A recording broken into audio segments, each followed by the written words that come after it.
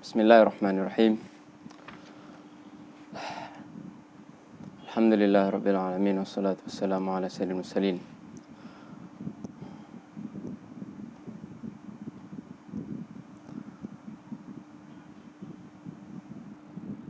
Al-munazzalu 'alal kitab rahmatan lil alamin wa bayanan likulli syai' dan ila kulli khair wa ba'du.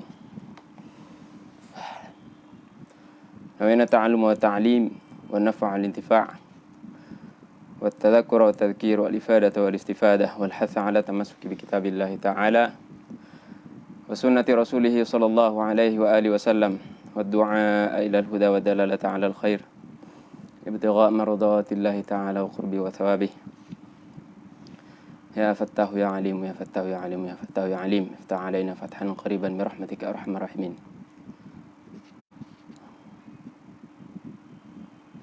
InsyaAllah pada pertemuan kali ini dengan kitab Al-Wajiz fi Syarhil Manzumatil Baiquniyah wa Zawaidiha di musannifiha radhiyallahu ta'ala anhum, kita akan membahas mengenai Al-Hadithil Fard pada pertemuan yang ke-14 ini.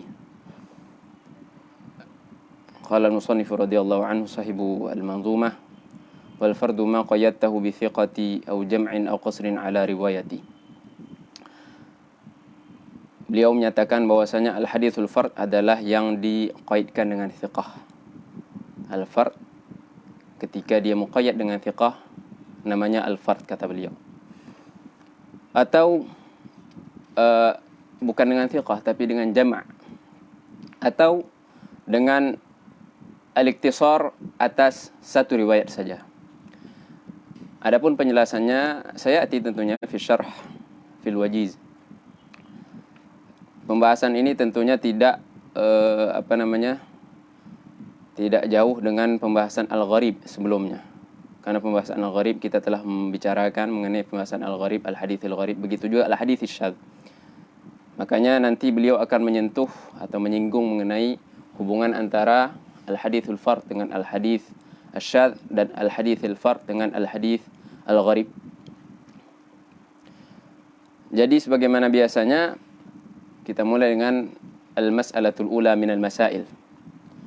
Beliau mulai tentunya dengan asyarh, definisi daripada al-hadithul fard. Kata beliau, al-hadithul fard huwa ma tafarrada bihi rawihi bi ayyi wajhin min wujuhi tafarrud. Al-hadithul fard adalah hadis yang rawinya, periwayatnya tafarrud, menyendiri dalam meriwayatkan satu hadis dengan segala bentuk tafarrud, apapun itu adalah al-hadithul fard.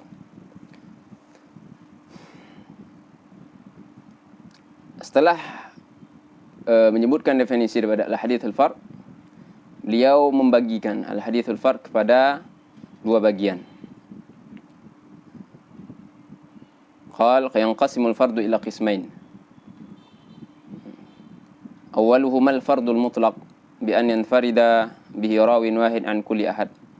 Wa hadha taqaddama fil hadits syadz. Apa itu al-hadithul fard al-mutlaq? Atau apa itu al-qismul awal daripada dua al-qism ini?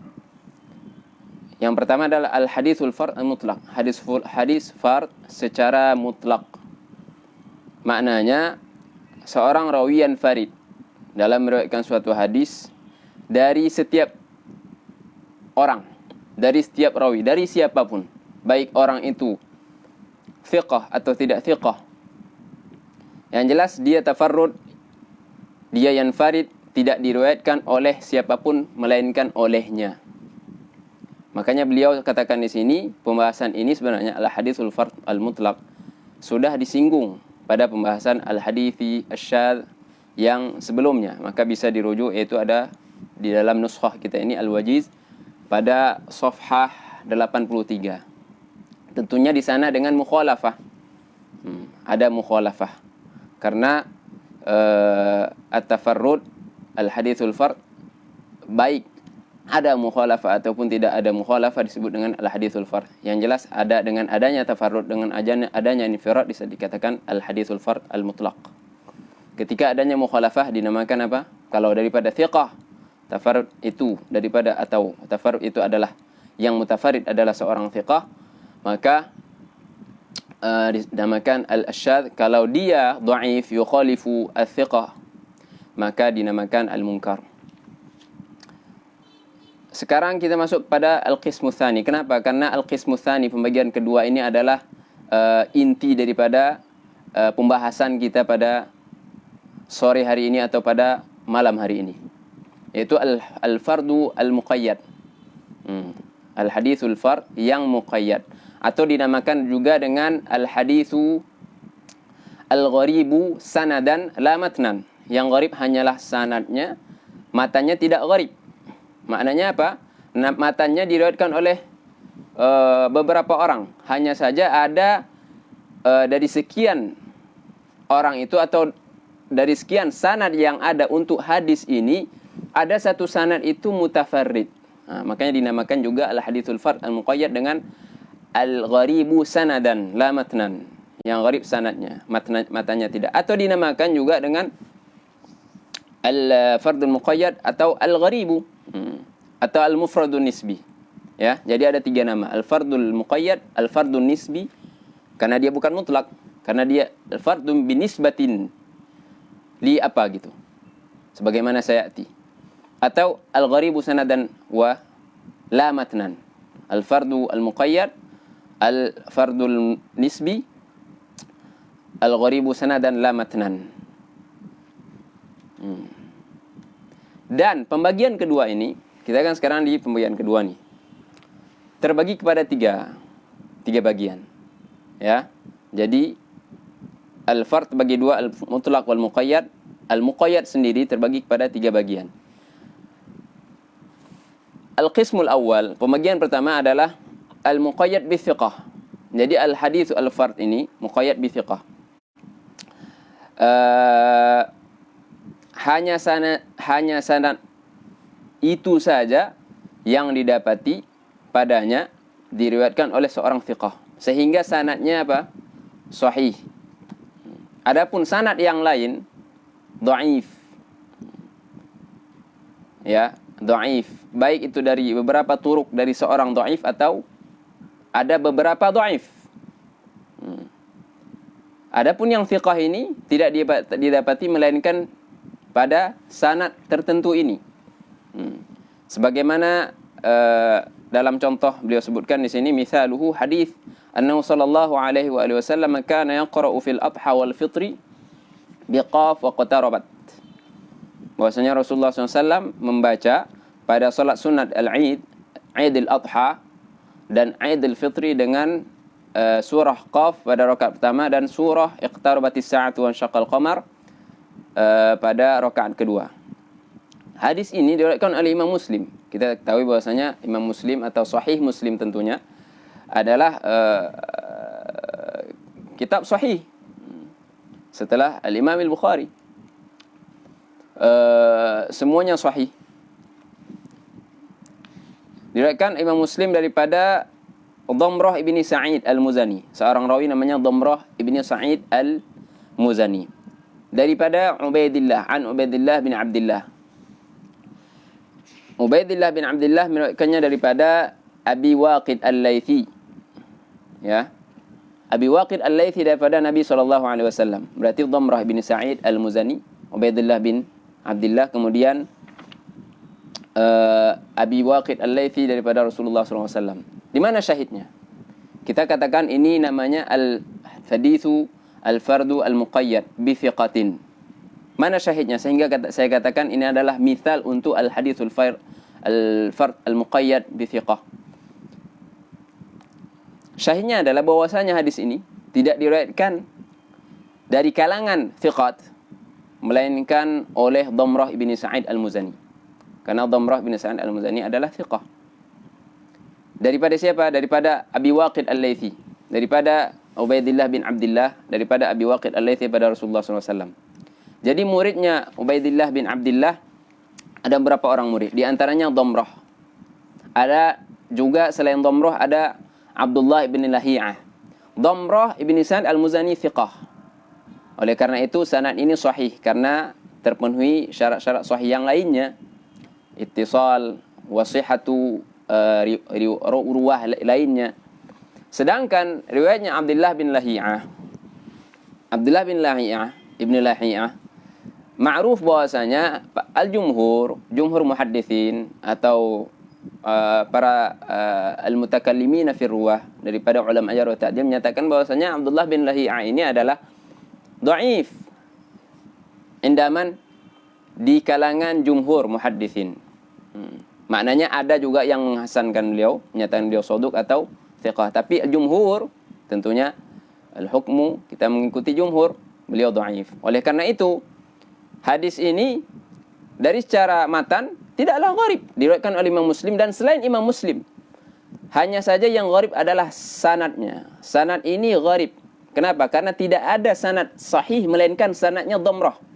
Ada sanad lain, ada beberapa orang di antaranya Abdullah bin Lahiyah. Cukuplah dengan adanya Abdullah bin Lahiyah, sanad itu menjadi dhaif. Jadi di sini simpulkan bahwasanya ketika Anda mendapati sanad, di sanad tersebut ada Abdullah bin Lahiyah, mayoritas atau ghaliban biasanya sanad itu dhaif. Biasanya, saya nggak bilang semuanya. Tergantung kalau ada qara'in yang lain. Kenapa? Karena ada beberapa hal yang penting saya ingin sampaikan di sini. Bahwasanya kita ketahui bahwasanya hadis ini diriwayatkan oleh berdasarkan dengan mansus yang dicantumkan di sini di depan kita di kitab ini. Ada dhamrah, ada Ibn Lahiyah. Kita ketahui bahwasanya riwayatnya Ibn Lahiyah dhaifah. Dengan demikian, ketika Anda mendapati hadis ini diriwayatkan oleh Abdullah bin Lahiyah, kemudian Anda lakukan al-i'tibar bil mutaba'at wa syawahid. Anda dapati mutabi' daripada Abdullah bin Lahiyah adalah dhamrah. Apa status hadisnya Abdullah bin Lahiyah ketika syarat sahih semuanya terpenuhi? Ruwahnya semuanya thiqat kecuali Ibn Lahiyah. Ittisal, tidak ada illah, tidak ada syudzuz. Maka jawabannya adalah hadisnya atau sanadnya Ibn Lahiyah untuk hadis ini hukumnya sahihun li ghairihi. Kenapa? Karena Abdullah bin Lahiyah dimutaba'ah oleh seorang rawi namanya Dhamrah bin Sa'id al-Muzani. Apalagi hadis tersebut ada di Sahih Muslim. Ya, itu kesimpulan atau mulahadhah apa yang dapat kita ambil, pelajaran yang kita ambil daripada misal ini. Demikian al-qism al-awwal daripada al-fard al-muqayyad bi al-fard al-muqayyad. Adapun al-qism tsani kita langsung masuk pada al-qism tsani, pembagian kedua untuk al-haditsul fard al-muqayyad. Kata beliau al-qism tsani ma quyida bi baladin muayyanin ka Makkah wal Basrah wal Kufati mithalu hadits Abi Dawud an Abi al-Walid at-Tayalisi an Hammam an Qatadah an Abi Nadrah an Abi Sa'id qala amarna Rasulullah sallallahu alaihi wasallam أن نقرأ بفاتحة الكتاب وما تيسر تفرد بذكر الأمر فيه أهل البصرة من أول الإسناد إلى آخره عن سواهم. Kata beliau, al-qismu tsani, pembagian kedua adalah hadis yang fard muqayyad, terikat dengan atau quyida dengan balad tertentu. Balad di sini artinya bukan tidak mesti negara, yaitu apa balad bisa termasuk mantiqah atau kota. Maka di sini Makkah bukanlah negara, atau Basrah begitu juga, atau Kufah ini adalah mantiqah, ya, distrik. Ini disebutkan qaid daripada balad juga termasuk fuqaha menyebutkan di antaranya Imam al-Baijuri di pembahasan salatil Jum'ah apa itu balad. Misalnya apa? Maknanya hadis ini tidak diriwayatkan dengan bentuk seperti ini, atau bentuk tertentu dengan riwayat tertentu, melainkan oleh ahlu balad tertentu. Contohnya oleh ahlu Makkah saja yang meriwayatkannya dengan cara seperti ini, atau dengan riwayat seperti ini, atau dengan sighah atau lafaz seperti ini. Makanya misalnya di sini hadis diriwayatkan oleh Abi Dawud daripada Abi al-Walid at-Tayalisi, daripada Hammam, daripada Qatadah, daripada Abi Nadrah, daripada Abi Sa'id, daripada Rasulullah SAW. Yani rafa'ahu marfu'an. Di sini amarona, kami diperintahkan oleh Rasulullah SAW untuk membaca Fatihatul Kitab, surat Al-Fatihah dan apa yang mudah daripada surah lainnya. Kata beliau, kata musannif sini, Sahibul Wajiz, tafarrada bi dzikri al-amr. Kalimat amarona, al-amr di sini dalam hadis ini ada yang yatafarrad, tapi bukan rajul atau bukan thiqatin, bukan seorang thiqah, akan tapi ahlu baladin, yaitu apa? Sekelompok atau sekumpulan daripada ulama ahlu balad daripada Basrah, yaitu apa sekarang di Iraq. Hanya mereka yang meriwayatkan hadis ini dengan qaulihi amarona. Adapun yang lainnya tidak. Dari awal sanad sampai akhir sanad. Makanya di sini letakkan dua baris menunjukkan qaulihi min awalil isnadi ila akhirih jumlah i'tiradiyah. Jadi takdiran seperti farada bi dzikril amri fi ahlul basrati an siwahum. Adapun selain ahlu Basrah tidak menyebutkan kalimat amarona atau tidak meriwayatkan hadis ini dengan sighah amarona atau lafaz amarona. Jadi syahidnya di mana? Tafarrudnya ahlul Basrah dalam meriwayatkan hadis ini dengan qaulihi amarona. Wadih? Al-qismu tsalits, hadis yang muqayyad dengan iktisar. Qala al-musannif al-qismu tsalits ma quyida bi iktisarin ala rawin wahidin muayyanin. Hadis fard tapi muqayyad dengan hanya diriwayatkan daripada rawi tertentu. Tapi rawi tertentu tersebut adalah orang yang muayyan, bukan mubaham.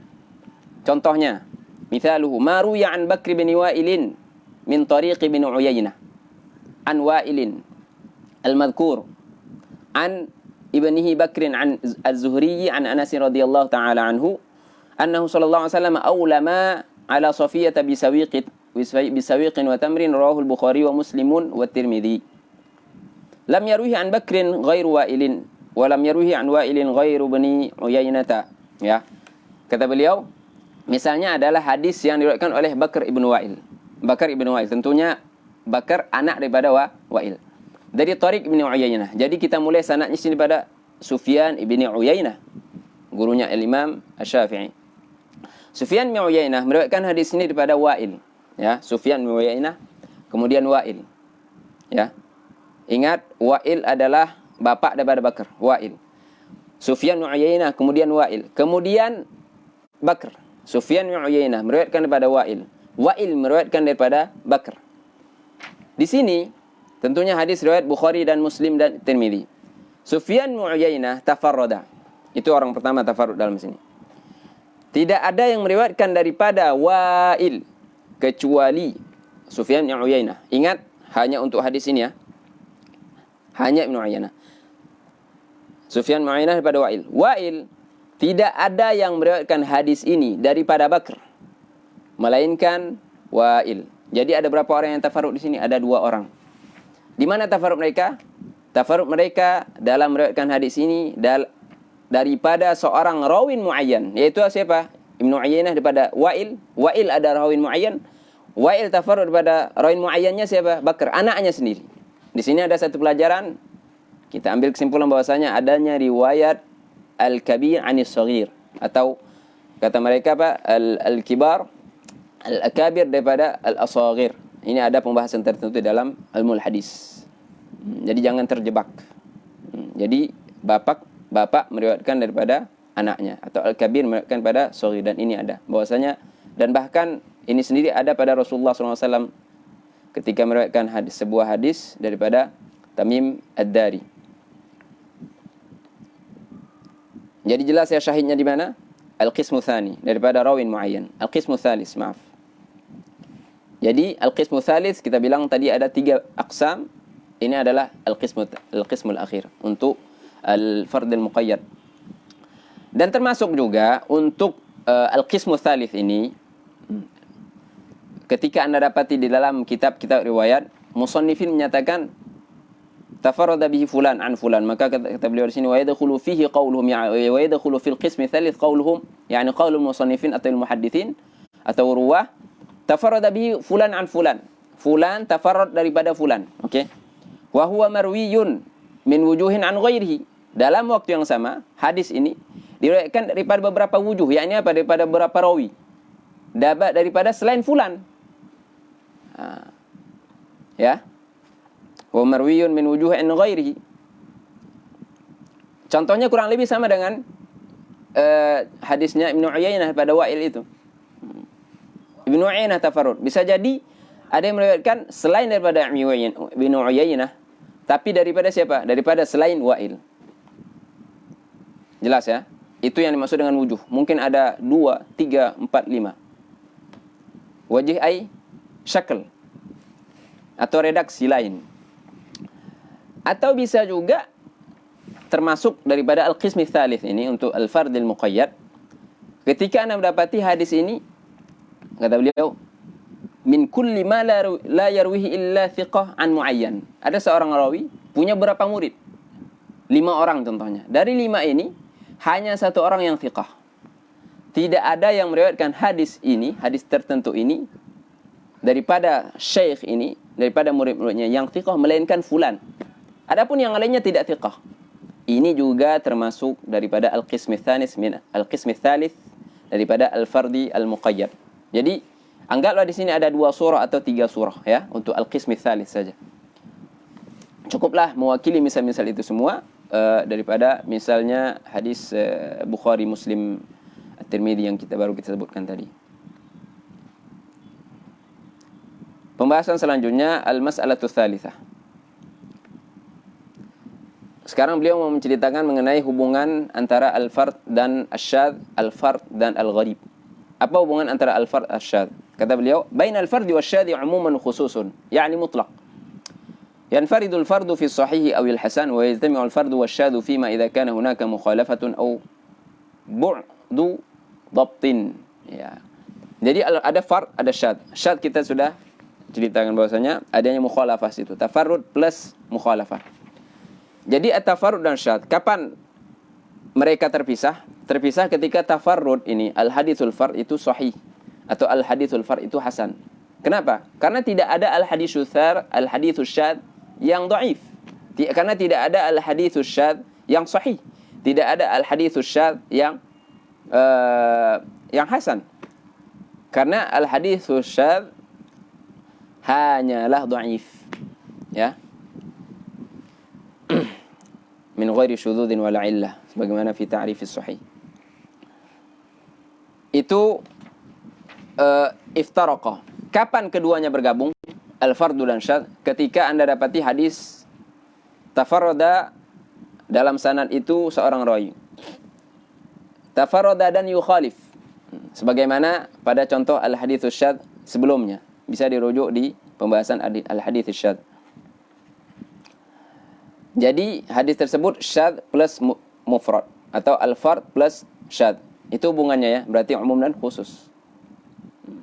Jadi fard lebih umum karena cakupannya lebih luas. Mukhalafah atau bu'du dhabtin. Atau apa? Jauh daripada kedhabitan rawi tersebut. Adapun fard tidak mesti. Bisa jadi dia fard tapi mutafarrid, dhabit. Oke? Kemudian bisa juga al-fard ba'id daripada dhabt. Fard tapi dhaif. Ya, sama-sama dhaif. Ketika ini namanya sudah munkar, ketika dia mukhalafatu al-thiqah. Adapun hubungan antara al-fard dengan al-gharib, juga al-fard lebih umum daripada gharib. Kenapa? Karena ada di pembahasan al-haditsul fard, di dalamnya ada pembahasan-pembahasan yang tidak ada pada al-haditsul gharib. Contohnya kata beliau sini, al-fardu a'ammu minal gharib, id tadkhulu fi aqsamun la tadkhulu fil gharib. Ada berapa aksam tidak ada fil gharib, tapi ada di fard. Contohnya apa? Afradul buldan. Maknanya beberapa ahlul buldan, jamak daripada balad, tafarradat dengan beberapa riwayat atau dengan riwayat tertentu. Tidak dinamakan, dan ini tidak dinamakan gharaibul buldan, kecuali dari segi apa namanya? Dari segi istiqaq, dan ini juga sudah dibahas ketika beliau menukilkan kalamnya Al-Hafidz Ibnu Hajar pada Nuzhatin Nadharnya ketika membicarakan antara hubungan antara al-fard dan al-gharib. Kapan kedua-duanya sama, kapan keduanya berbeda. Ada juga afradul qabail, beberapa qabilah mutafarridah dalam meriwayatkan suatu hadis atau suatu riwayat. Maka kata beliau sini, wa qad taqaddama kalam Ibnu Hajar bi anna al-gharib wal fard mutaradifan dari segi lughah dan istilahan. Ya betul, al-fard yakni al-gharib sama dari segi istilah, yaitu sendiri. Begitu juga secara istilah, ya. Akan tapi perbedaannya dari segi isti'mal saja. Dari segi isti'mal saja kita baca di sini halaman 70. Ini sebenarnya daripada Nuzhah, kata Al-Hafidz Ibnu Hajar, illa anna ahla al-istilahi ghayyaru bainahum min haitsu kathratul isti'mali wa qillatuh. Itu saja pembedaannya. dari segi banyak digunakan, banyak sedikit penggunaannya. Maka maksudnya bagaimana? Al-fardu sering digunakan untuk al-fardil mutlaq. Adapun al-gharib sering digunakan untuk al-fardil nisbi. Al-fardul nisbi yani al-fardu al-muqayyad tadi. Wa hadha min haitsu itlaqul ismi. Ini dari segi itlaq, penamaan, penyebutan. Akan tetapi dari segi istiqaq sama saja. Contohnya aghraba bi fulan. Atau bisa saja saya katakan aghraba bihi ahlu baladi kada. Atau tafarrada bihi ahlu baladi kada. Maka kata beliau sendiri, wa amma min haitsu isti'malum al-fi'l al-mushtaq fala yufariquna fa yaquluna fil mutlaq wa nisbi tafarrada bi fulan aw aghraba bi fulan. Ya. Qad taqaddama kalam Ibnu Hajar bi anna al-gharib wal fard mutaradifan lughatan wa istilahan 'inda al-hadits al-gharib. Bisa dirujuk kembali. Pembahasan qabla al-akhir al-khamisah. Kata beliau Sahibul Wajiz, beliau ini naqdul matn. Naqd ala Sahibil Baiquniyah. Kata beliau di sini wal fardu ma qayyatahu bi thiqatin aw jam'in aw qasrin ala riwayati. Kalaulah diganti kalimat jam' di sini dengan kalimat bald seperti ini. Wal fardu ma qayyatahu bi thiqati aw baldi aw qasrin ala riwayati lakana aula. Kenapa lebih tepat? Karena kalau disebutkan bald, jadi kita lebih khusus, lebih spesifik ke balad. Kemudian jangan takut difahami kalimat bald di sini semua ahlul balad. Kenapa? Karena para muhaddisin ketika mengatakan tafarrada bihi ahlu baladi kada, yakni apa? Tafarrada bihi sekumpulan, sekelompok ulama daripada balad tertentu. Itu maksudnya. Jadi tidak ada kekhawatiran akan terjebaknya atau talibul hadis ke memahami kalimat balad yakni semua ahlul balad. Jadi lebih tepat kalau diganti dengan bal. Jadi bagi yang sudah menghafal Al-Baiquniyah tentu bisa hal ini tentunya layak untuk mendapatkan perhatian. Jadi ganti seperti ini lebih tepat. Hanya lebih tepat min babi al-aula saja. Wal fardu ma qayyata bi thiqati aw baldi aw qasrin ala riwayati. Kata beliau li'anna al-muhadditsina yaquluna tafarrada bi ahlu baladi kada. Maksudnya adalah ketika mereka mengatakan tafarradu ahlu balad kada ay wa yuriduna al-jam'a minha, sekumpulan daripada balad itu, bukan semua ahlul balad. Dan naqdun tsani, bukan naqdun sih tapi penjelasan saja. Kan ulama bilang atau Sahibul Baiquniyah bi au jam'in aw qasrin ala riwayati. Maksudnya gimana? Sebenarnya maksudnya ini sudah kita jelaskan tadi pada al-qismi tsalits. Ai kata beliau ai li tafsir tentunya ka qaulihi lam yaruhi an fulan illa fulan. Sebagaimana kalau anda sering buka Al-Mu'jamil Kabir atau Al-Awsat li Tabarani atau Al-Bahru Zakhar lil Bazar, sighah ini sering didapati. Tafarrada bi fulan an fulan wa an fulan an fulan, atau lam yarwihi an fulan illa fulan. Lam yarwihi fulan an fulan illa fulan. Tidak diriwayatkan daripada fulan kecuali oleh fulan. Bahkan ada beberapa tafarrud ini dalam satu sanad. Bisa jadi. Dan itu salah satu madhinnah atau madhinnah pentingnya adalah musnadai al-kabir wal awsat lil Tabarani wa al-musnad al-Bazzar al-Bahru Zakhar. Pembahasan terakhir, al-mas'alatu sadisah. Apa hukum daripada al-hadithul fard? Tentunya ini sudah ma'lum indakum bahwasanya al-hadithul fard ya'tari al-ahkamu thalathah. Al-fardu bisa jadi sahih, bisa jadi hasan, bisa jadi dhaif sesuai dengan terpenuhi atau tidaknya atau sempurna atau kurangnya syarat-syarat daripada al-hadithu as-sahih itu sendiri. Saya kira demikian, wallahu alam. Semoga mudah dipahami dan jelas. Tentunya apa fungsi al-hadithul fard ini untuk ilmu hadis, untuk al-hukmi 'alal hadis, yaitu tadi ketika ada tafarrud Anda harus mencari dulu, maknanya kesimpulannya tidak semua al-hadithul fard itu dhaif. Jadi at-tafarrud bukanlah min lawazimi ad-dha'f. Yang menjadikan tafarrud dhaif ketika ada mukhalafah atau ada uyub atau daripada atau ada cacat-cacat yang lainnya, ketika itu baru al-fard menjadi al-hadithu ad-dhaif. Maka kata beliau sini hukmul fardhi qad yakunu sahihan aw hasanan aw dha'ifan hasaba syuruti qabulil hadis, yaitu sahih ataupun hasan. Wallahu a'lam. Al-'afwu minkum wa sallallahu ala sayyidina Muhammadin wa ala alihi wa sahbihi wa sallam walhamdulillahi rabbil alamin.